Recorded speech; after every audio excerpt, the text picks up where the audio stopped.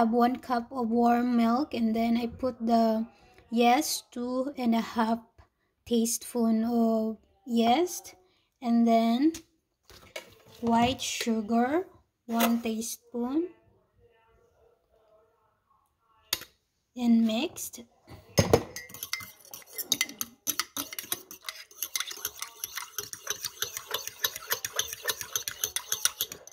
And let's wait until 5 minutes. So next, guys, 2 cups of flour, 1,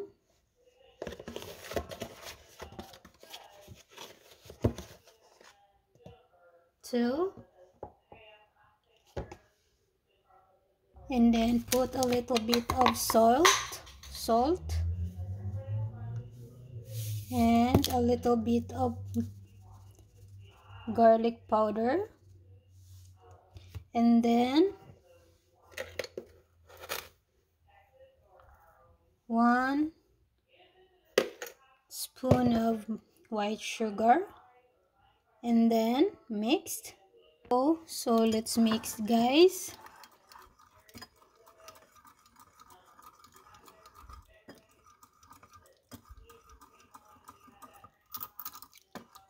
And then put the yeast, the milk, and the just low, and then mix. So I will use my hand.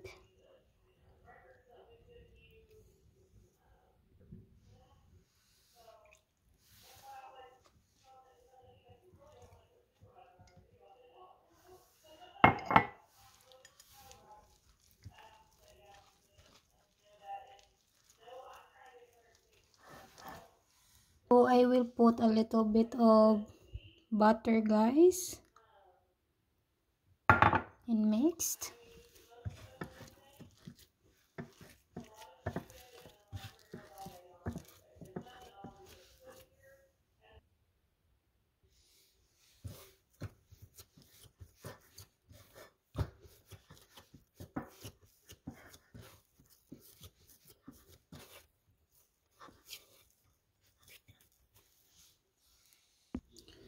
So put some flour here, and then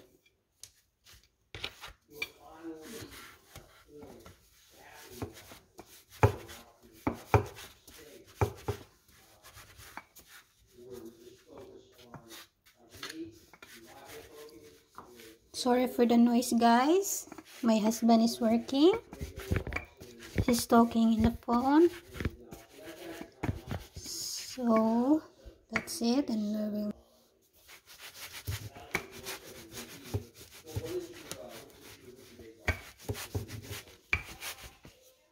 So I will slice into small.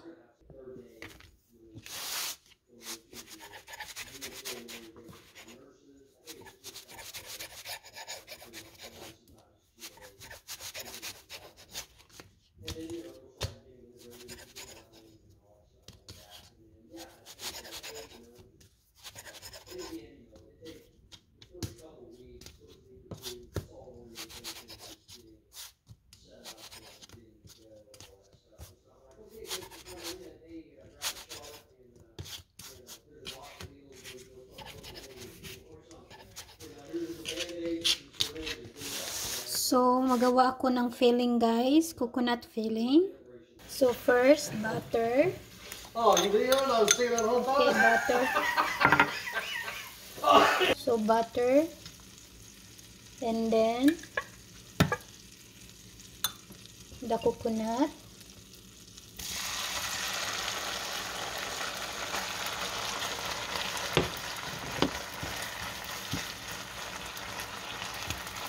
and also I will add condensed milk, just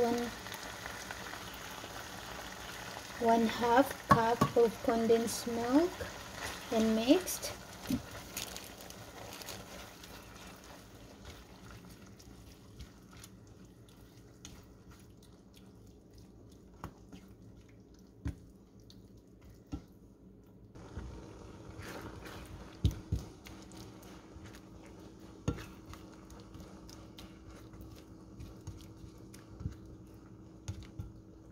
And then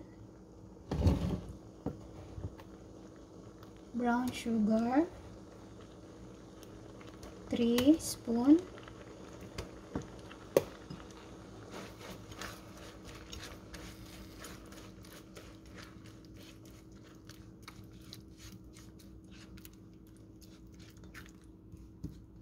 Just low heat. And then vanilla extract, 1 teaspoon.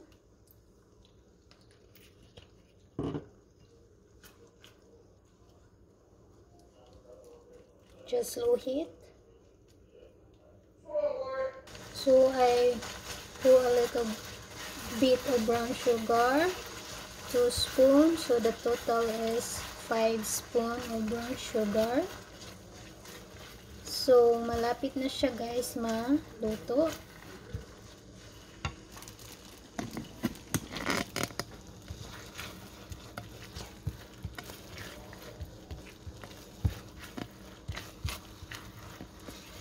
Until mag-sticky siya guys.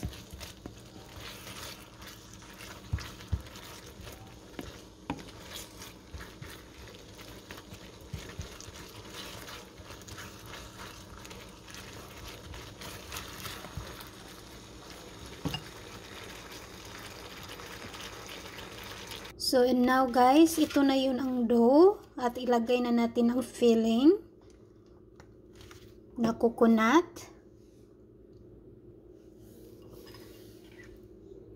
So tama-tama lang guys na maano sila. Tama-tama lang ang coconut na ilagay kung malaki or maliit yung dough. So katamtaman lang. So ganito lang.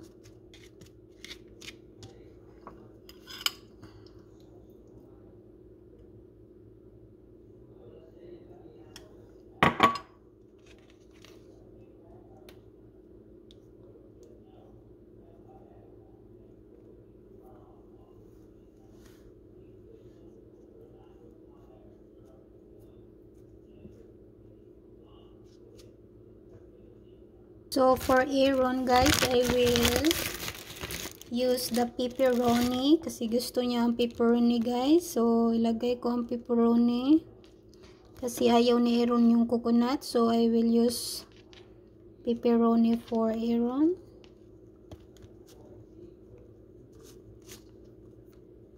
So ganyan lang.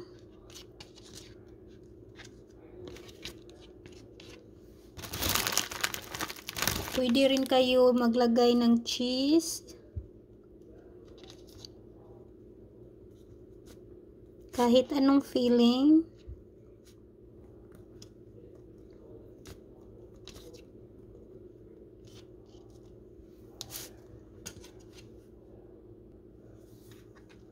Kung maliit ang dough guys, pwede rin i-double ang dough.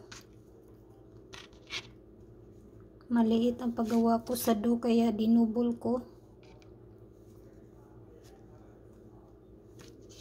So ganyan lang.